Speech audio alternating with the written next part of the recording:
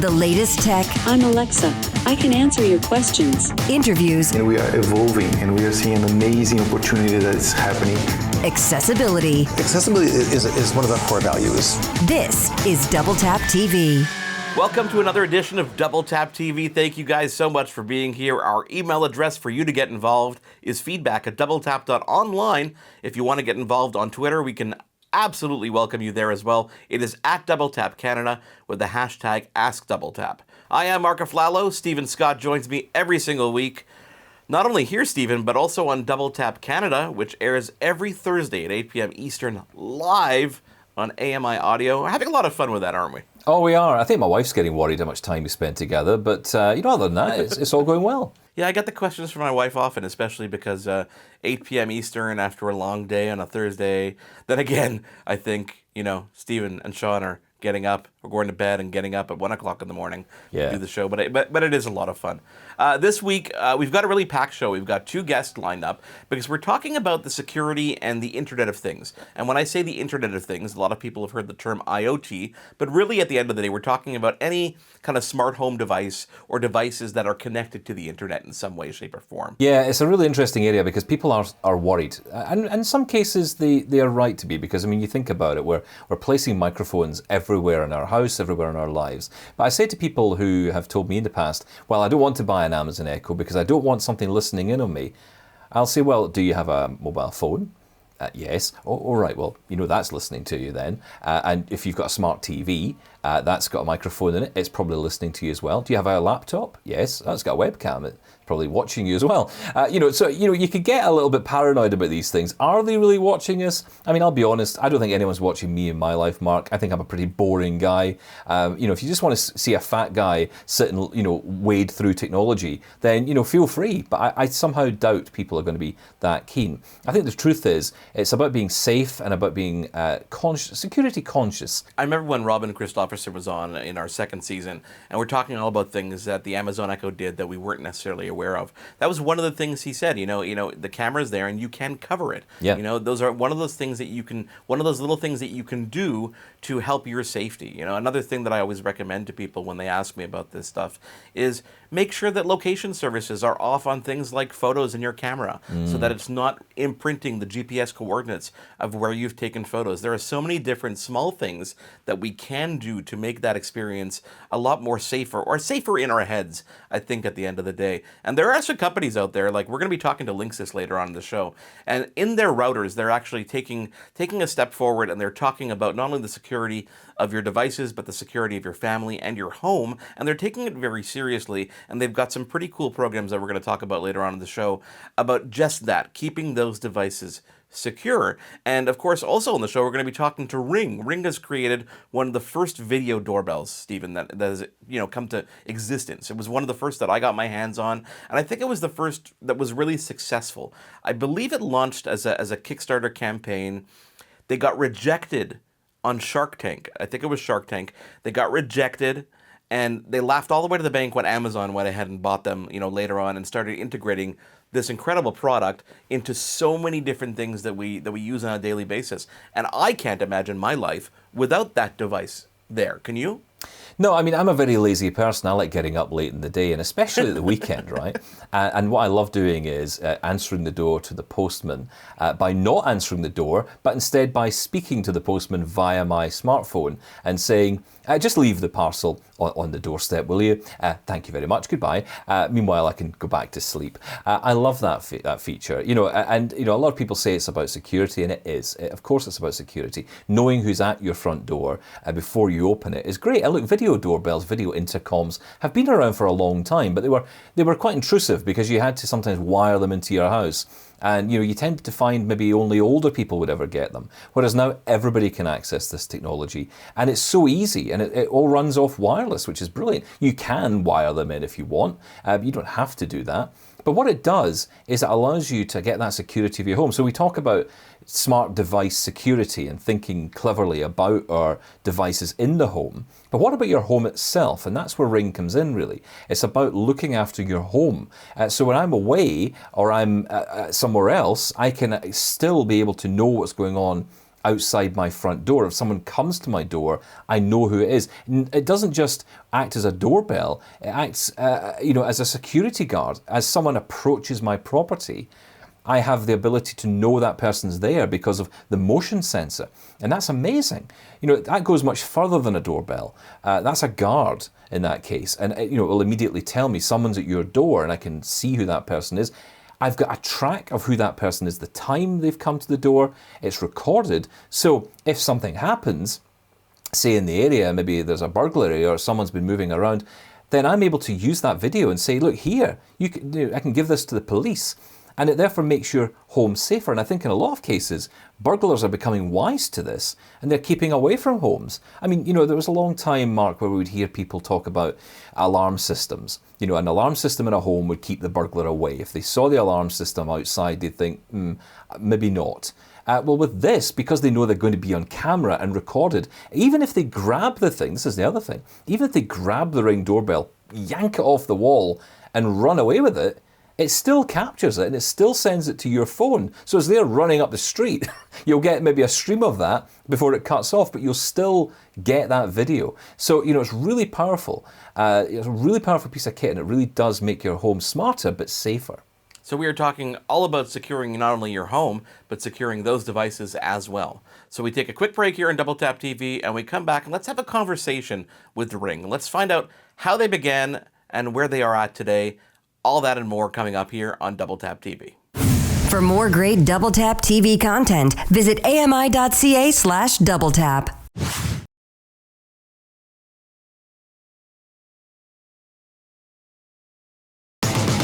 This is Double Tap TV. Welcome back to Double Tap TV. I am Mark Aflalo. Stephen Scott is standing by with our first guest for this week's program. We are talking all about the Internet of Things and smart home devices. Yeah, that's right, Mark. We're talking home security with Ring, and I have Anthony Poo with me, who works for Ring, in particular in the field of video doorbells. Anthony, good to have you here on Double Tap TV. Thank you so much for having me. Appreciate it. It's great to have you here. For those who don't know about the company Ring, maybe you could start off by telling us how you got started and how you got to where you are today. You may or may not be aware of our founder story, Jamie, but the way he created Ring was really cool, and just that classic entrepreneur story. So he's an inventor himself, and as he was working on his next big invention out of his garage, he realized he was continuously missing package deliveries because he couldn't hear his doorbell from the garage. And so once he realized that a solution wasn't there, an internet-connected doorbell didn't exist at the time, he went and built the first version of what we now know as a Ring video doorbell himself, so that he could just answer the door while he worked. But then when he showed it to his wife, she used the device. She expressed how safe it made her feel when she was home alone because she could answer the door from anywhere. She didn't even have to be on the phone. And then the rest is history. We started with the doorbell first because we really think home safety starts at the front door. But since then, Ring has evolved its product offerings to entire line of other security devices. So obviously we started with the doorbells, like I said. We also have a line of security cameras. That's a great way to stay connected to other parts of your home, both inside and outside, wherever you are. We have the Ring alarm system, which is a DIY but professionally monitored alarm system, super affordable, easy to set up by yourself, and commitment free, which is great. And then we have our smart lighting portfolio as well. Again, super affordable, easy to install sort of network of smart lights. They have motion sensors on them. And the cool thing about all these products is that they can integrate together and really create that sort of family of Ring sort of protection around your home. And that's an interesting thing you bring up there, because of course Ring is now part of Amazon, and with that integration has begun. So for example, if you have something like an Amazon Echo Show device, you can ask Lady A, as I like to call her, because I sit surrounded by these devices. I couldn't possibly say her name out loud. But when you say her name, you say, "Show me the front door," it will show you the front door camera. You can talk to the front door that way as well. So that integration, that ability to connect to those devices is quite smart as well. And again, it just heightens that sense of security. I just wonder, Anthony, from your point of view, I mean, have you ever considered how beneficial this would be to the disabled community, people who are perhaps unable to get to the door to answer deliveries, who worry about missing parcels. Does that factor into your thinking with these products? Yeah, absolutely. You know, we're certainly we try to think about our customers, all of our customers, and really try to build towards benefits and sort of features that really they can get value out of. And so certainly the community is something I think our products are great for.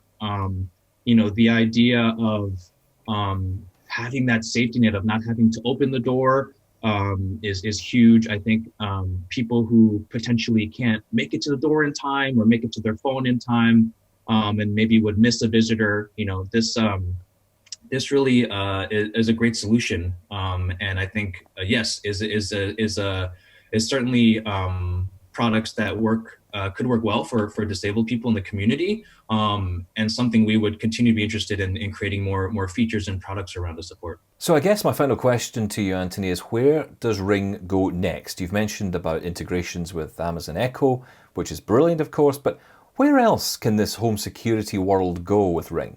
Yeah, I think we have a lot of exciting things coming up, sort of both in the home and outside the home.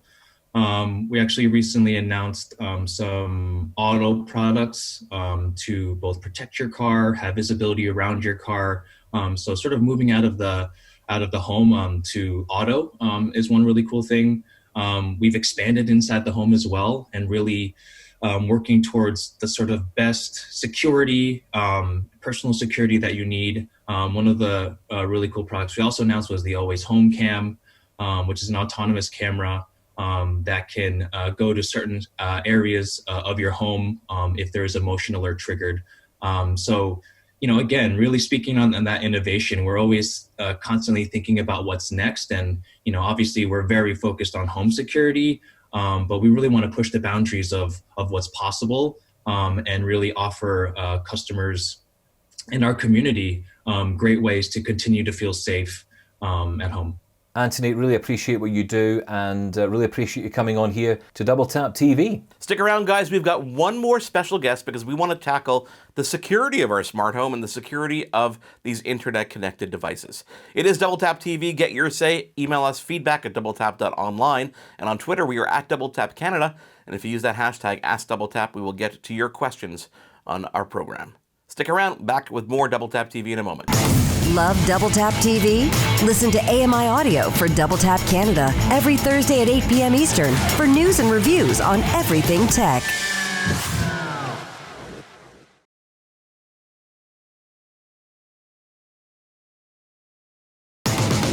This is Double Tap TV.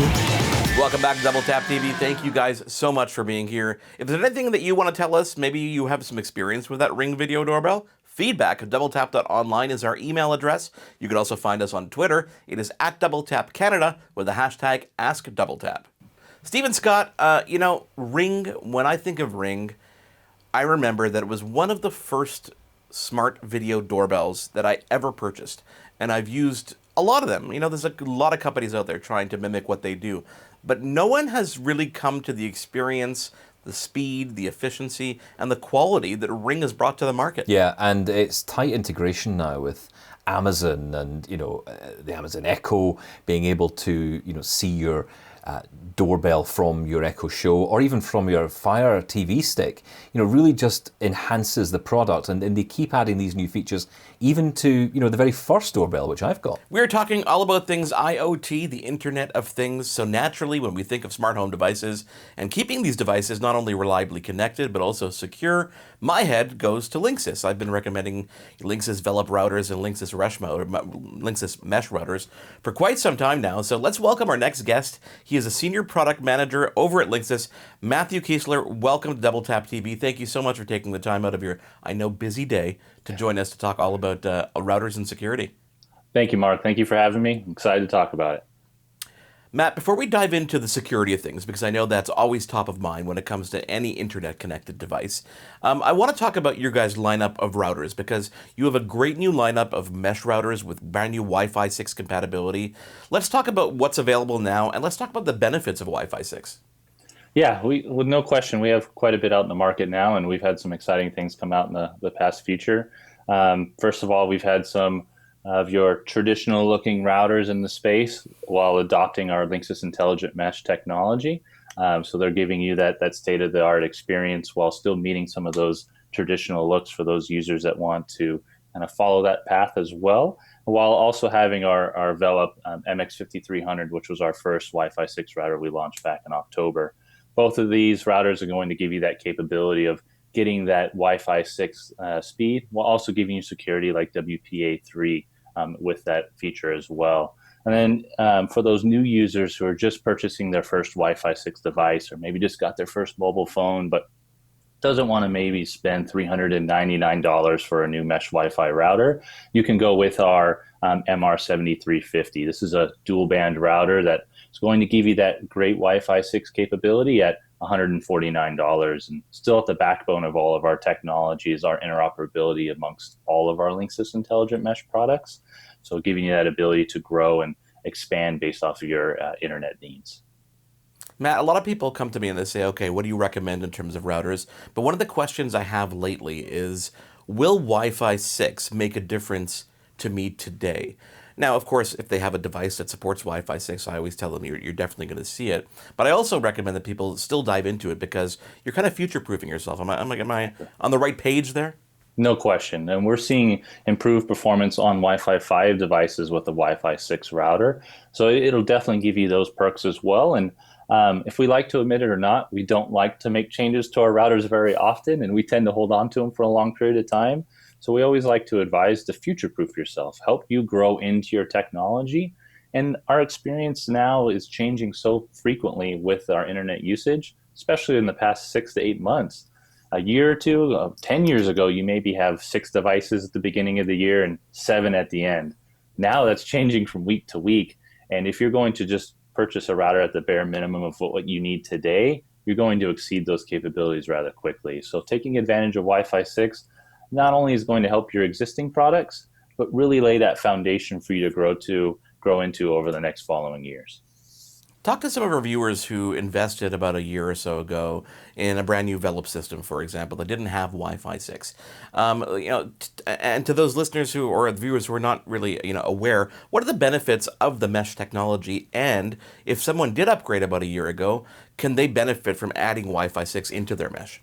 No question. Well, first of all, the benefits, we really focus on blanketing your home with Wi-Fi, right? And in the past, we could get away with a centralized location, but now as your peripherals, your devices, your usage, your IoT starts to expand, you need that coverage throughout your entire home. And that's really where mesh comes into play, not only giving you coverage throughout the home, but giving you incredible speed with that coverage.